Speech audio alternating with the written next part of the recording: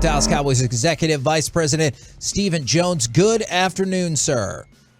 Good afternoon, guys. How you doing? We're doing great, as I imagine everyone in the organization is doing. I got to know, 3 weeks ago, the question was asked about panicking, and you said, we will not panic, do not panic.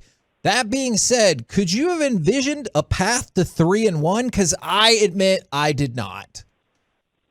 It was certainly going to be a challenge. I mean, obviously, the fact we didn't play well in that Tampa game compounded with the loss of Dak, and at that point we thought we might lose him 8 to 10 weeks. We knew it was a challenge. At the same time, we knew we had a great group of guys, and certainly Cooper had stepped in before and gone and had success up in Minnesota on the road, and so we certainly, if we could go out there and play complementary football, count on our, lean on our defense a little bit, and then have the offense protect the ball, run the ball, and get in some rhythm and make some plays, we'd give ourselves some chances. So here we sit at 3-1, and obviously all eyes and all focus now is on the world champion Rams, and certainly going into their stadium, they're going to be formidable.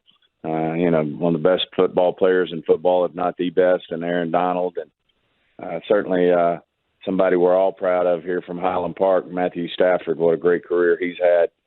Certainly well-deserved Super Bowl championship last year, and really changed the look of the Rams there. So it's going to be a big challenge for us, but one that we're up to.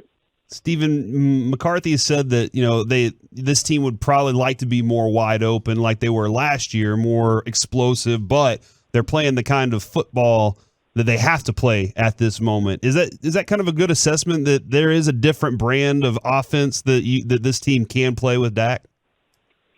Yeah, I think there is, and I don't know, at the end of the day, we'll continue to see what fits us best. I mean, obviously this defense is playing at a high level, and I think it's first time in many, many years that we've held the first 4 opponents to under 20 points, and the complementary football is paying off for us, and it's a style that Dak's shown he can play before. The great news with Dak is he can also, as we've seen before, go out there and throw for 300, 400 yards and have success as well. And certainly yesterday, I think we saw we're starting to get some playmakers back. With CeeDee really coming on now, but Gallup in that mix, and then of course what a year Noah Brown's having. I mean, he's really stepped up for us when we needed him. Did it again yesterday, and nice to have Schultz back out there. Obviously he was playing through some things. Hats off to him for that. But I think we showed yesterday that this thing should get better as we move forward here, and feel good about what we can do. If you want to impress everyone around the Star with your knowledge of Cowboys trivia, 1973 is the last time y'all made it this far without giving up 20 points thus far.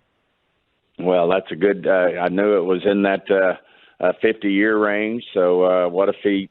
Hats off to that defensive group of men who are, their play style something. Obviously, Dan Quinn has been huge for us. A great choice by Coach McCarthy to bring Dan in, and certainly our guys are playing hard, and we can get them in some difficult situations. It's proven to really work out for us. I know we want these turnovers to come at the end of the day, and I think they will if we continue to get this type of pressure that we're getting with our defensive front. Stephen, tell me about the improvement of CeeDee Lamb. I know everybody had a tough first week of the season, but, working with Cooper Rush, he seems to be making a major impact and really creating great separation. Well, obviously a role, that he's going to embrace. He's a competitor. When we picked him, certainly that's why we stepped up. And, at a time when maybe people with having Gallup and Cooper, we didn't necessarily need a receiver. He was the best player on our board. Felt like he was a number one type receiver. And, as we move forward, feel like he's only going to get better and even more productive as we go. I mean, he's dynamic. He's dynamic with the ball in his hand, and certainly brings a lot of energy to the table. So it's great to see him having success out there. Certainly it helps, when you get a guy like Michael Gallup back and you have Noah Brown playing at the level he's playing at. it's very positive in terms of what our offense can do as we move forward. You mentioned Dalton Schultz going through some things. Was he out there yesterday still not quite at 100%, and how is he looking going forward?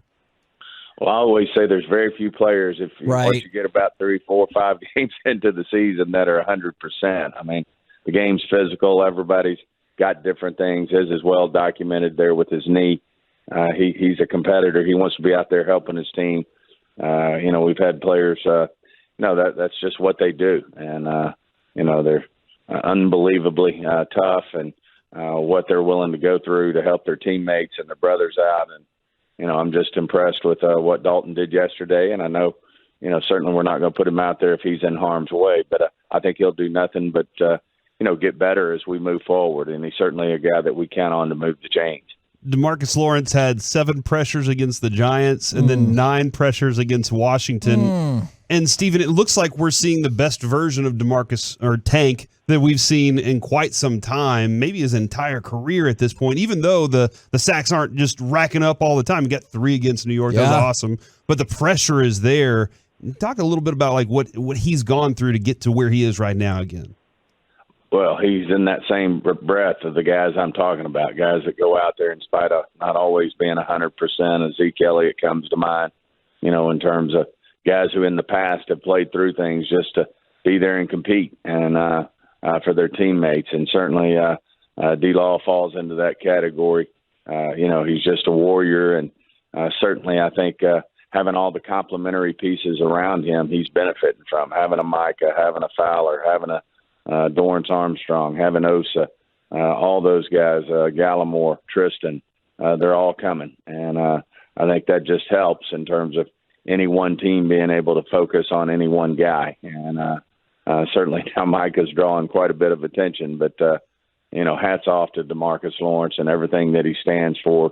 He's just been one of those guys that shows up.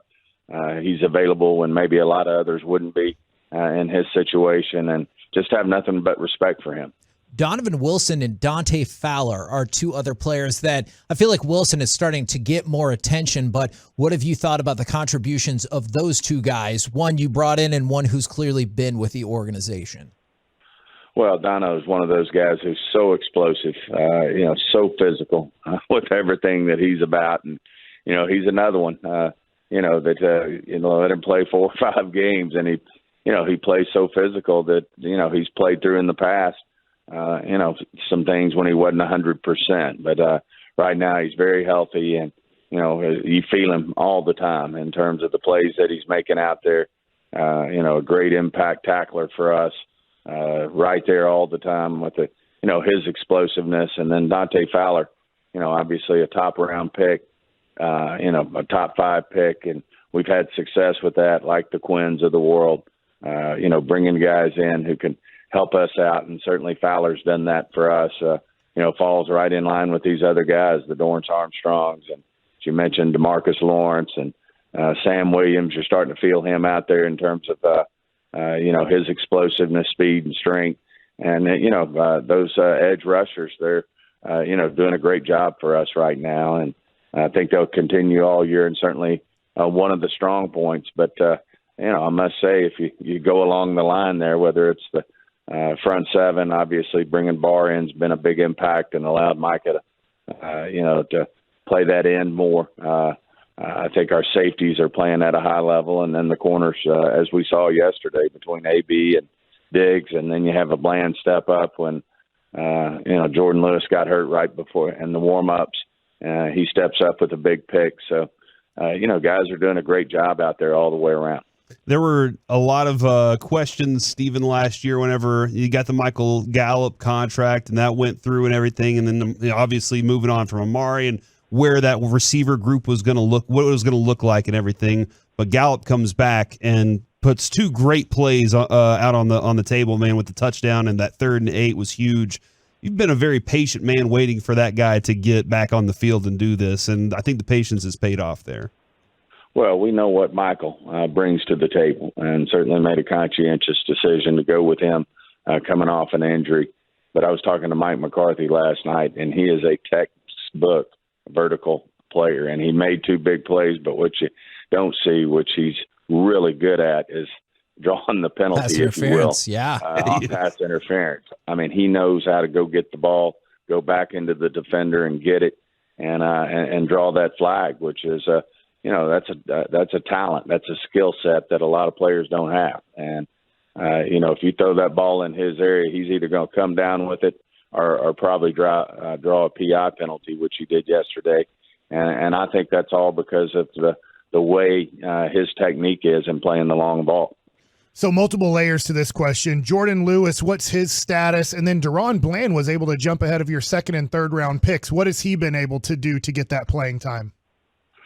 Well, he's played that slot position all through camp, and our other picks, both Kelvin and Joseph, by the way, made a huge impact on special teams yesterday, but also Nashon, they're outside corners, and Bland spent a lot of his time at camp backing up Jordan in the nickel, and that's what we needed. Had it been an outside corner, we probably would have been going with Kelvin and then Nashon. So everybody has their skill sets out there. Everybody will get their opportunities, but Bland certainly stepped up in a big way in that slot position for Jordan Lewis. Now, Jordan, we were conservative with him. He felt that in warm-ups and never really could get going, and we didn't want to risk putting him out there and hurting it worse. And when you got a healthy Bland sitting behind him, some of the healthy corners that we have, having them at 100% can be better at a real limited, one of our starters. So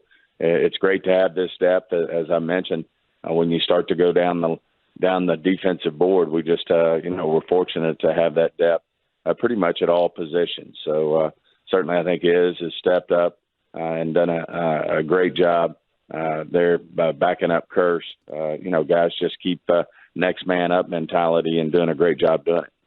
Will that same line of logic prevail at the quarterback spot, where we feel like Cooper Rush is as close to healthy as possible, like you said, at this point in the season, and Dak has been working his way back? Like, how do you determine he's good to go? Is there a percentage? Do you ever have to tell Dak, we know you're tough and everything, but you need to wait one more week? Like, how does all of that play out?